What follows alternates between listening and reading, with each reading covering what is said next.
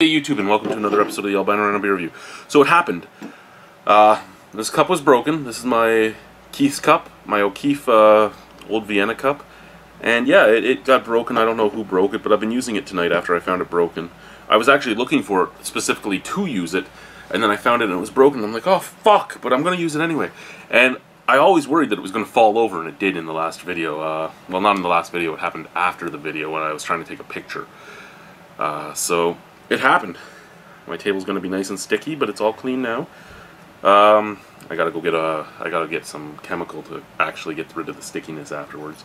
Anyway, today we are drinking a beer from Double Trouble Brewing. This is Hops and Robbers, but this is the Unfiltered Pils. Now, Hops and Robbers, isn't Hops and Robbers there? Okay, what is it? There's Double Trouble. Hops and Robbers was their Canadian Pale Ale, wasn't it? Wasn't that the Hops and Robbers? Because the Pilsner was Jailbreak, so this should actually be Jailbreak Unfiltered Pilsner, unless I don't know what they're doing. Is Hops and Robbers and now its own brand, like Bud Light? You know how Bud Light is its own brand. You have like Bud Light Radlers, Bud Light, blah blah blah blah. I don't know. So it's an unfiltered Pilsner, so kind of like a Keller beer. Basically, a unfiltered Pilsner is a Keller beer. Not necessarily what this is, but kind of like that, right? I would think so. What do we have here? 950 Woodlawn Road West, Guelph, Ontario, Canada. So this is still being brewed at the good people at Wellington. 4.6% alcohol by volume.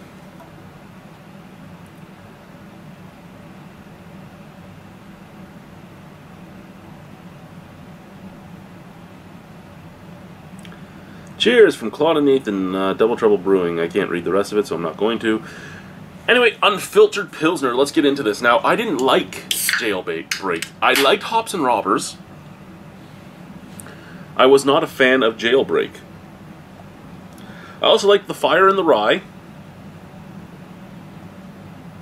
So I've liked a lot of their beers. Even their Grow-A-Pair, their Perry was pretty good, but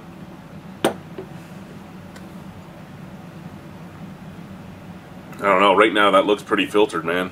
It looks pretty filtered. I mean, there's a tiny bit of haze, but not much. Bright white head. Big snap, crackle, pop.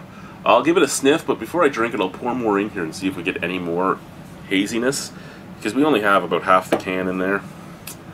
But that's not looking like an unfiltered Pilsner to me. That's almost looking like it's right back at being Jailbreak. Scent.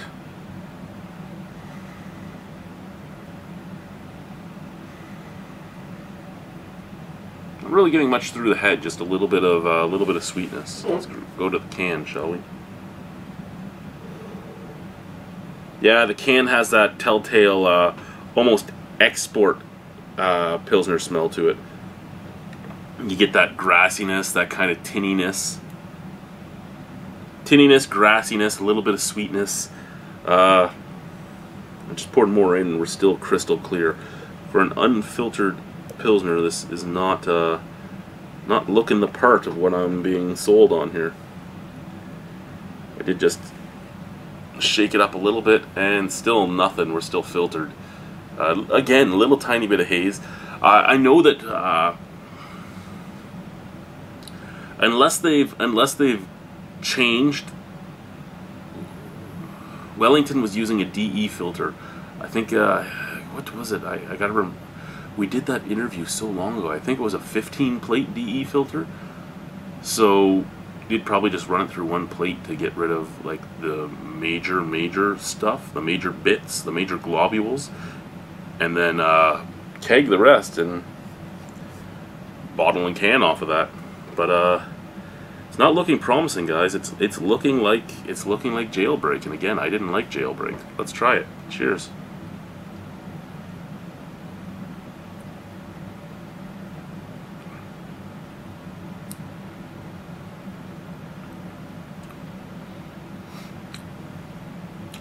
Soft carbonation. Softer than you'd expect for the amount of head that pours on this.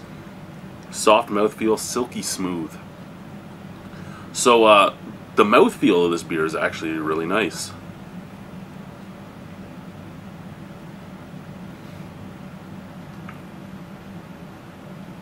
The flavor I don't like quite as much, to be honest.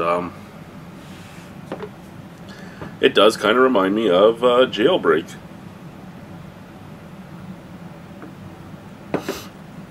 Oh, there we go. Now we're getting a little bit of haze.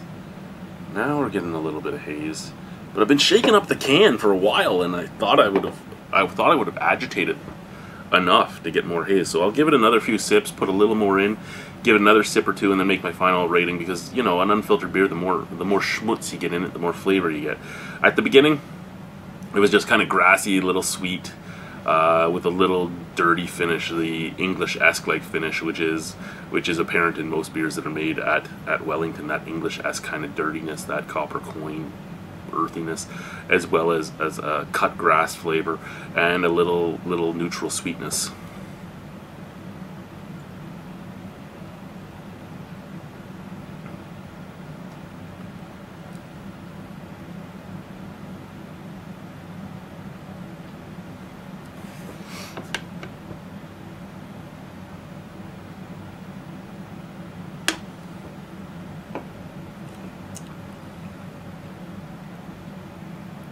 There we go. That's what I wanted from the beginning. That's what I wanted from the beginning. There's an unfiltered Pilsner. Now the flavor didn't really change, to be honest with you. It was pretty much the same. It was that copper coin earthiness at the end, that cut grass spiciness, and the off sweetness up at the forefront, the pseudo neutral sweetness. However, what happened with it was the flavor intensified. It went from being meh to okay, I can get behind this. I mean, I'm still not loving it. I don't really like it per se, but I can get behind this. This is a fine flavor.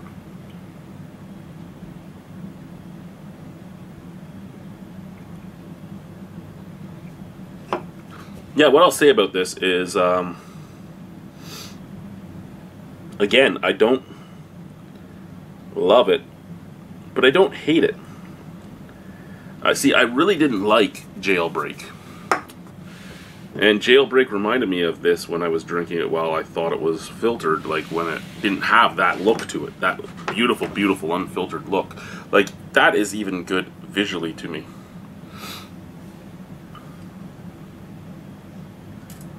There we go.